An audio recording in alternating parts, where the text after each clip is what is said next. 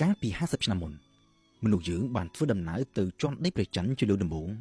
នៅក្នុងកម្មវិធីអវកាសមួយដែលគេឲ្យឈ្មោះថាអាប៉ូឡូសម្រាប់អ្នកដែលនៅមិនទាន់ដឹងនៅក្នុងទេវកថាក្រិកអាប៉ូឡូមានប្អូនស្រីម្នាក់ជាប្អូនភ្លោះមានឈ្មោះថា Artemis ហើយដែលក្រិកគោរពបូជាជាទេវតាតំណាងឲ្យព្រះច័ន្ទ Artemis នេះហើយដែលទីភ្នាក់ងារអវកាសអាមេរិកយកធ្វើជាឈ្មោះសម្រាប់កម្មវិធីអវកាសថ្មីមួយទៀតបន្តពីអាប៉ូឡូហើយដែលគ្រោងនឹងបញ្ជូនមនុស្សឲ្យត្រឡប់ទៅចុះចតលើឋានព្រះច័ន្ទឡើងវិញនៅឆ្នាំ2024ខាងមុខក៏ប៉ុន្តែខុសពីអាប៉ូឡូ Artemis នឹងមិនទៅចុះចតលើដីព្រះច័ន្ទត្រឹមតែប៉ុន្មានម៉ោងឬក៏ប៉ុន្មានថ្ងៃដូចជាកាលពី50ឆ្នាំមុននោះទេក៏ប៉ុន្តែគ្រោងនឹងទៅបោះទីតាំងជាលក្ខណៈអចិន្ត្រៃយ៍នៅលើឋានព្រះច័ន្ទដើម្បីទុកធ្វើជាមូលដ្ឋានក្នុងការធ្វើដំណើរបន្តទៅកាន់ទីកន្លែងផ្សេងទៀតជាពិសេសគឺគម្រោងបញ្ជូនមនុស្សឲ្យទៅចុះចតលើភពព្រះអង្គារដើម្បីអាចសម្រេចទៅតាមគោលដៅនេះបាន Artemis ត្រូវការរ៉ុកែតដែលមានកម្លាំងខ្លាំងជាងមុនយានអវកាសទំនើបជាងមុនគូនយានសម្រាប់ចុះចតលើដីព្រះច័ន្ទដែលអាចផ្ទុកទម្ងន់បានច្រើនជាងមុននិងជាពិសេសគឺជាយានដែលគេអាចប្រើបានច្រើនដងពូលគឺមិនដូចជា Lunar Module កាលពីសម័យ Apollo ដែលគេប្រើបានតែម្ដងហើយបោះចោលរួចហើយត្រូវផលិតសារជាថ្មីឡើងវិញទាំងអស់សម្រាប់បេសកកម្មបន្តមកទៀតយានអវកាសថ្មីដែល NASA គ្រោងយកទៅប្រើនៅក្នុងបេសកកម្ម Artemis ទៅកាន់ព្រះច័ន្ទនាពេលខាងមុខនេះត្រូវបានគេឲ្យឈ្មោះថា Orion ហើយដែលផលិតឡើងក្រោមកិច្ចសហប្រតិបត្តិការរវាង NASA និងទីភ្នាក់ងារអវកាសអឺរ៉ុប Orion គឺជាយានដែលទំនើបជាងមុនអាចផ្ទុកអវកាសយានិកបានរហូតដល់ទៅ4នាក់ព្រមទាំងអាចផ្ទុកសម្ភារៈផ្សេងទៀតបានច្រើនជាងមុនធ្វើដំណើរបានឆ្ងាយជាងមុននិងក្នុងល្បឿនលឿនជាងមុនជាពិសេសគឺអាចធ្វើដំណើរពីផែនដីទៅព្រះច័ន្ទដោយប្រើរយៈពេលត្រឹមតែប៉ុន្មានម៉ោងតែប៉ុណ្ណោះពូលគឺប្រើពេលតិចជាងយ៉ាងដាច់ឆ្ងាយពីយានក្នុងសម័យអាប៉ូឡូ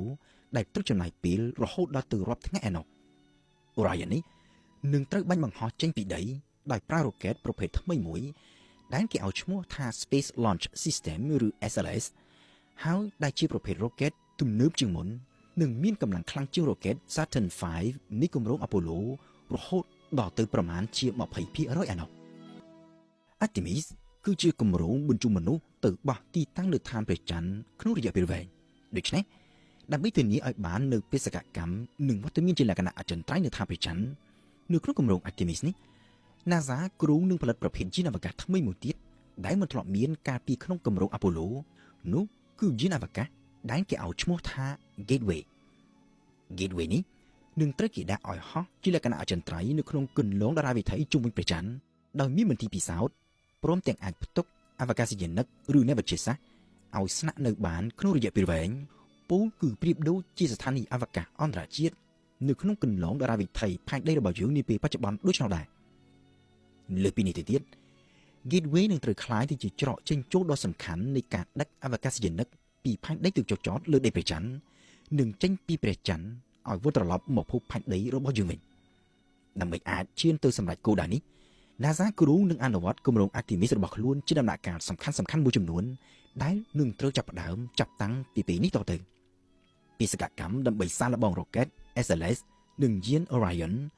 នឹងត្រូវគេចាប់ផ្ដើមធ្វើពីឆ្នាំ2020ខាងមុខដោយបេសកកម្ម Artemis ទី1នឹងត្រូវបញ្ជូនត្រឹមតែយានទទេដែលគ្មានមនុស្សបើកឲ្យទៅហោះនៅក្នុងគន្លងតារាវិថីជុំវិញព្រះច័ន្ទនៅឆ្នាំ2020មុននឹងហោះសារល្បងជុំវិញព្រះច័ន្ទសារជាថ្មីដោយមានផ្ទុកអវកាសយានិកនៅក្នុងបេសកកម្ម Artemis ទី2នៅឆ្នាំ2022នៅឆ្នាំ2022ដដែលនោះផ្នែកខ្លះនៃយាន Gateway នឹងត្រូវគេចាប់ផ្ដើមបញ្ជូនឲ្យទៅហោះប្រចាំការនៅក្នុងគន្លងតារាវិថីជុំវិញព្រះច័ន្ទហើយក្នុងពេលជាមួយគ្នាយានគ្មានមនុស្សបើកព្រមទាំងឧបករណ៍ពិសោធន៍មួយចំនួនផ្សេងទៀត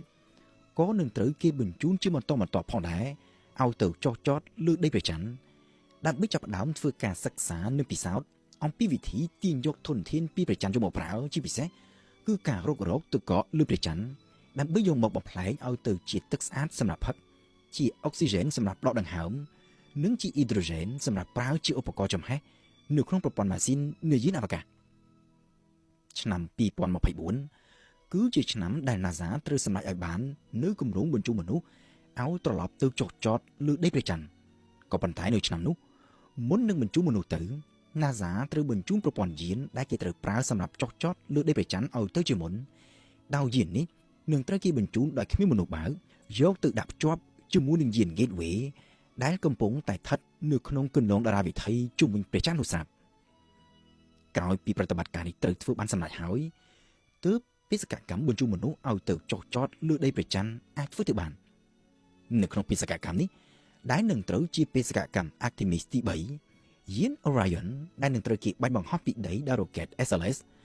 នឹងដឹកអវកាសយានិកទៅដល់គន្លងតារាវិថីជុំវិញព្រះច័ន្ទដើម្បីទៅភ្ជាប់ខ្លួនជាមួយនឹងយាន Gateway ដែលស្ថិតនៅទីនោះស្រាប់ហើយបន្តមកទៀតអវកាសយានិក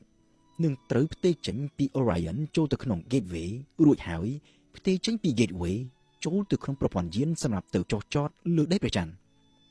ក្រោយពីបានចុះចតលើដីព្រះច័ន្ទនឹងបានបំពេញបេសកកម្មដែលគេគ្រោងទុកនៅទីនោះរួចរាល់អស់ហើយអវកាសយានិកនឹងប្រើប្រព័ន្ធយានដដែលដើម្បីហោះចេញពីដីព្រះច័ន្ទត្រឡប់មកភ្ជាប់ខ្លួនជាមួយនឹង Gateway វិញមុននឹងត្រូវផ្ទេរចេញពី Gateway ទៅកាន់ Orion ហើយហោះត្រឡប់មកកាន់ភពផែនដីរបស់យើងវិញចាប់ពីពេលនោះទៅបេសកកម្ម Artemis ជាច្រើនផ្សេងទៀតនឹងត្រូវគេរៀបចំធ្វើជាបន្តបន្ទាប់ដើម្បីបញ្ជូនអវកាសយានិកក៏ដូចជាអ្នកវិទ្យាសាស្ត្រឲ្យទៅកាន់ឋានព្រះច័ន្ទដើម្បីធ្វើការសិក្សានិងពិសោធន៍ផ្នែកវិទ្យាសាស្ត្រព្រមទាំងសាងសង់ពង្រីកយាន Gateway ក៏ដូចជាសង់មូលដ្ឋាននៅលើដីព្រះច័ន្ទដោយផ្ទាល់ដើម្បីធ្វើយ៉ាងណាសម្រាប់ឲ្យបាននៅគោលដៅដាក់មនុស្សឲ្យមានវត្តមានជាលក្ខណៈអចិន្ត្រៃយ៍នៅឋានព្រះច័ន្ទចាប់ពីឆ្នាំ2028តទៅក្រោយពីបានបង្កើតមូលដ្ឋានអចិន្ត្រៃយ៍នៅលើព្រះច័ន្ទរួចហើយដំណាក់កាលបន្ទាប់ដែលគេត្រូវធ្វើគឺអនុវត្តគម្រោងទៅកាន់ភពព្រះអង្គារដែលគេគ្រោងធ្វើនៅក្នុងអំឡុងទសវត្សរ៍ឆ្នាំ2030ខាងមុខ